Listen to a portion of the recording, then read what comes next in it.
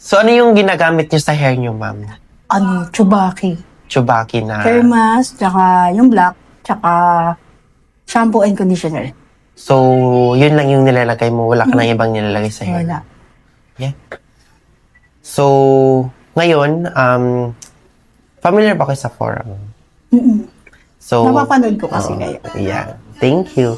So, yun, explain ko sa iyo later kung ano yung maganda sa hair mo, ma'am, ha? Kasi, magko-color ka, so yun na yung gagamitin mong shampoo, conditioner, at saka yung treatment. Para, kasi ano yun eh, yun yung gagamitin namin sa'yo para gumanda yung hair. Okay. Sige, yun lang.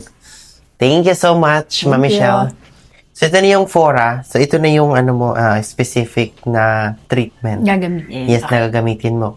Since na meron ka ng color, para ma-maintain mo yung ganda ng hair mo. Tapos, yung anti-yellow, once a week lang yun, ma'am, ha? Para hindi siya mag-brassy pag nag-fade siya.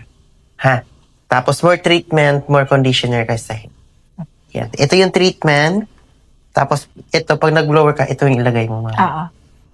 I-spread mo lang sa kamay mo, tsaka maingat. Tapos,